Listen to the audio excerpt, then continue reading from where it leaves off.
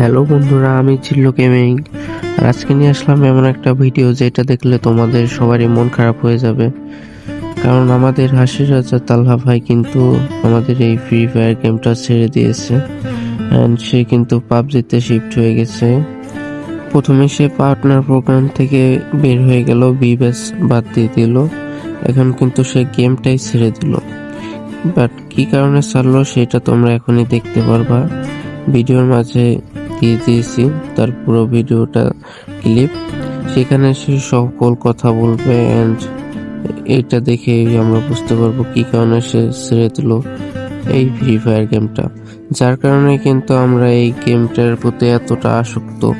প্রতিটা কন্টেন্ট ক্রিয়েটরদের মধ্যে কিছু কিছু মানুষ থাকে যাদের ভিডিও দেখলে কিন্তু আমরা ইন্সপায়ার্ড হই, বাট সেই যদি গেমটা ছেড়ে দেয় তাহলে কতটা কষ্ট লাগে। তো আর কথা না বলে চলো সেই ভিডিওটা দেখে আসি, আমাদের তালহা ভাই কি বলছে অ্যান্ড কি কারণে গেমটা ছেড়ে দিল অ্যান্ড সে কি ইন ফিউচারে গেমে ব্যাক করবে কি না, সকল কথা কিন্তু সে এখানে বলে দিচ্ছে। তো আর দেরি না করে চলো ভিডিওটা অন করে এখানে কি আমার জার্নিটা শুরু হয় 2020 সালের ডিসেম্বরের 13 তারিখ থেকে, যখন আমি ইউটিউবে আসল টিপস এন্ড ট্রিক্স এর ভিডিও আপলোড করতাম, কিন্তু তখন কোনো ভিউজ আসতো না। টিপস এন্ড ট্রিক্স দিতে দিতে হঠাৎ একদিন আমার সাথে ঘটে যায় উল্টো একটা ঘটনা। ঠিক এই ঘটনার পরেই ভিডিওর লাস্টে আমি একটা ফানি মিউজিক লাগাই পাবলিশ করে দিই, তখন ইউটিউবে আমার ভিডিওটা হয়ে যায় ভাইরাল। তারপরেই রাতারাতি করে সাবস্ক্রাইবার বাড়তে থাকে। দেখতে দেখতে কয়েকদিনের ভিতরে আমার চ্যানেলে 1 লক্ষ সাবস্ক্রাইবার কমপ্লিট হয়ে যায়। আমার ভালো থাকা অন্য কারো হয়তো ভালো না লাগার কারণ হতে পারে, যার কারণে কিছু লোক মিলে প্ল্যান প্রোগ্রাম করে আমাকে ফেক স্ট্রাইক দিয়ে আমার চ্যানেলকে নষ্ট করে দেয়। ইউটিউবের কাছে অনেক রিকোয়েস্ট করার পরেও আমি আমার চ্যানেলটা ফেরত পাই না। ঠিক তার 28 দিন পরে আমি নতুন ইউটিউব চ্যানেল ওপেন করি এবং পুরো গেমিং কমিউনিটিতে একটা রেকর্ডের সৃষ্টি করি। মাত্র 24 ঘন্টায় 2,12,000 সাবস্ক্রাইবার হয়ে যায়। এটার জন্য আমি অবশ্যই আপনাদের কাছে কৃতজ্ঞ। দেখতে দেখতেই 5 লক্ষ সাবস্ক্রাইবার, তারপর 1 মিলিয়ন, তারপর 2 মিলিয়ন, এখন প্রায় 3 মিলিয়নের সন্নিকটে। এই জার্নির শুরু থেকে এই পর্যন্ত অনেকের সাথে বন্ধুসুলভ সম্পর্ক তৈরি হয়েছে। অনেক এমন ব্যক্তিকে পাইছি যাকে আমার নিজের ভাইয়ের মতো মনে হয়েছে, কিন্তু কারোর সঙ্গে আজ পর্যন্ত আমি কোনো মনোমালিন্য করার চেষ্টা করি।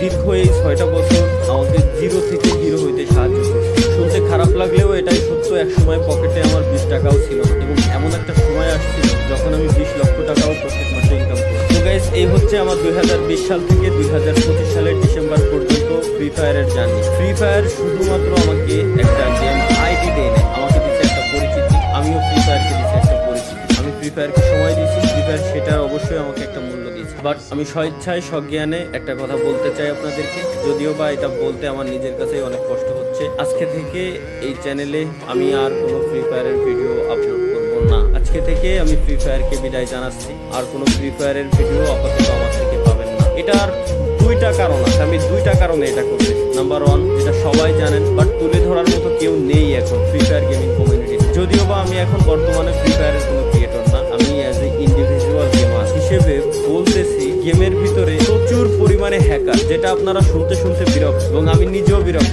আপনারা সাধারণ একটা জিনিস শুধুমাত্র ভাবেন, ভাই এই গেমটা আসছে 1 বছর 2 বছর না, বা 3 বছর 4 বছরও না, 8-9 বছরের বেশি হয়ে গেছে এই গেমটা চলে আসে। এখনো পর্যন্ত এই হ্যাকারদের উপরে কোনো স্টেপই নিতে পারলো না। আমি যদি একই সাথে কম্পিট করি পাবজি ফ্রি ফায়ার দুইটাই অলওয়েজ কম্পিটিশনে থাকে, কে কার আগে যাবে সবসময়। পাবজিতে এই হ্যাকার নিয়ে অনেক আগে থেকে তারা স্টেপ নিয়ে নিয়েছে। ইভেন পিসি প্লেয়ার যারা আছে পাবজি, পিসিতেও তারা হ্যাকিং করতে পারে, বাট ফ্রি ফায়ারে কেন এই স্টেপটা নেওয়া হয় না? এই হ্যাকিং কোডগুলো সেল করে কারা বলতে পারবেন আমাকে? যাই হোক ভাই, এগুলো দেখতে দেখতে বলতে বলতে বিরক্ত। এর ভিতরে দোষ আসলে এই হ্যাকারটা প্রমোট করছি আমরা এই দিন শেষে, সত্যি যেটা বলতে হবে ভাই। কেন? কারণ আমার ম্যাচে কোনো হ্যাকার বললে আমি উল্টাপাল্টা রিয়াকশন দিয়ে ভিডিও ছাড়তাম যে জাদুকর আছে, এ আসতো ও আসতো। দিন শেষে ওইসব হ্যাকাররাই প্রমোট পায়। এখন তো ওপেনে ইউটিউবে বিভিন্ন হ্যাকাররা আসলে হ্যাক নিয়ে গেম টেম খেলে, লাইভ স্ট্রিম করে, তাদের চ্যানেলে লাখ লাখ সাবস্ক্রাইবার বানায়। তো আসলে এগুলোর উপরে স্টেপ নেওয়া হয় না। এটা আমি গেরিনার অফিসিয়াল মডারেটরের সাথেও আমি এই ব্যাপারে কথাবার্তা বলছিলাম এবং তাদেরকে আমি পার্সোনালি ওইসব হ্যাকারের চ্যানেলের লিঙ্ক পর্যন্ত দিয়ে আসছি, পেজের লিঙ্ক পর্যন্ত দিয়ে আসছি। যখন আমি ছিলাম পার্টনারশিপ, তখন তাদের উপরে তারা স্টেপ নিয়েছে, কয়েকজনের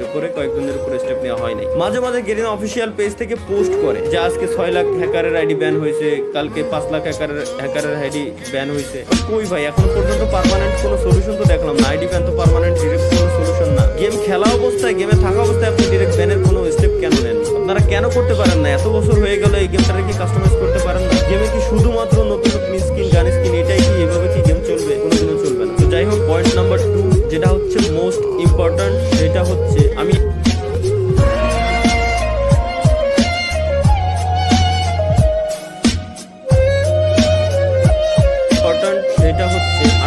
নেক্সট জেনারেশনের কথা চিন্তা করি। অলরেডি জেন জির পর আরো একটা জেনারেশন চলে আসছে অলরেডি। আপনি মানেন আর না মানেন, জানেন আর না জানেন, অলরেডি নতুন আরো একটা জেনারেশন আছে, যে জেনারেশন বর্তমানে ফ্রি ফায়ার প্রচুর পরিমাণে খেলুক, এতে আমার কোনো দুঃখ নাই, কোনো কষ্ট নাই। বাট একটা জিনিস আপনারা শুধু একটু ভাবেন, পয়েন্টগুলো জাস্ট নোটিস করেন।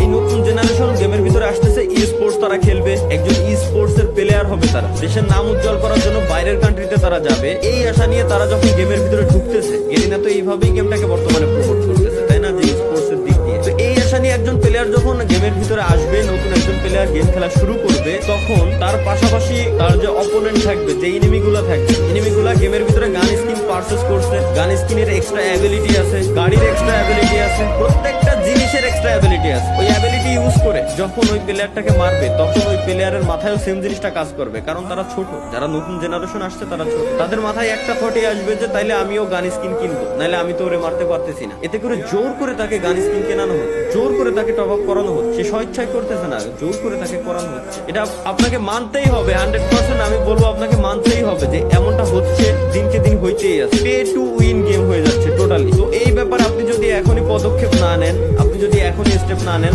আপনার ভবিষ্যৎ প্রজন্ম টোটালি শেষ, টোটালি ধ্বংস হয়ে যাবে। এবং আমি আরো একটা কথা বলে দিই, আমি জানি আমার এই কথাগুলো বলার পর, এই ভিডিওটা পাবলিশ করার পর, গেরিনা হয়তো অন্য কোনো ক্রিয়েটর বা আদার্স ক্রিয়েটর আছে, তাদেরকে সবাইকে এক জায়গায় করে কোনো ইভেন্টের আয়োজন করে আবার হাইপ ক্রিয়েট করে দিবে। আমার এই কথাগুলো তারা মাথা থেকে জেনে ফেলবে।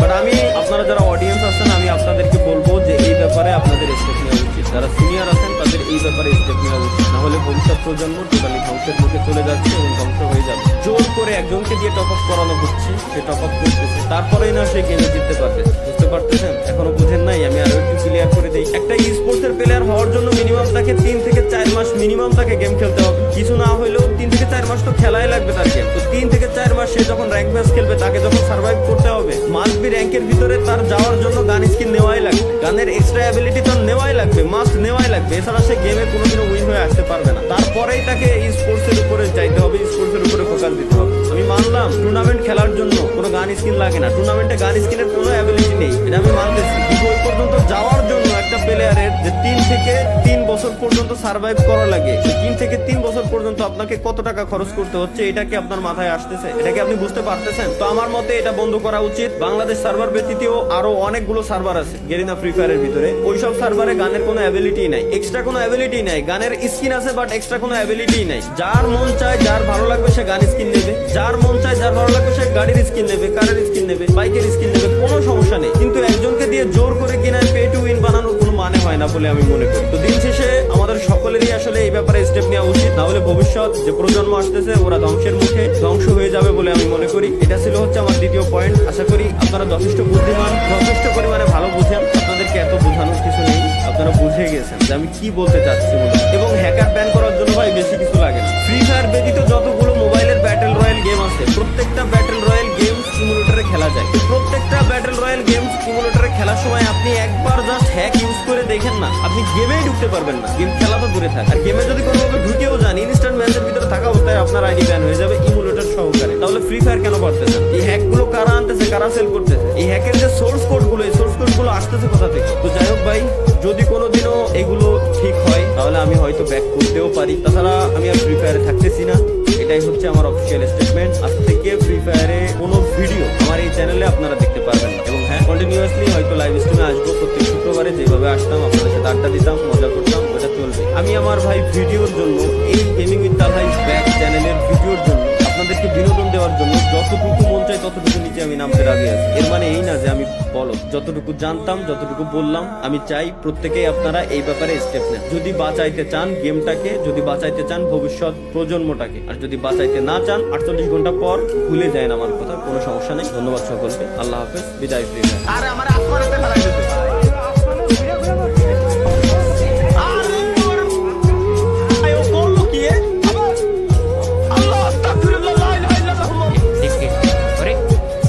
आ गया ये देखो सीएस रैंक नहीं तो फिर बताओ, अब बैन ही नहीं हो रहा है, पर रिपोर्ट भी किया।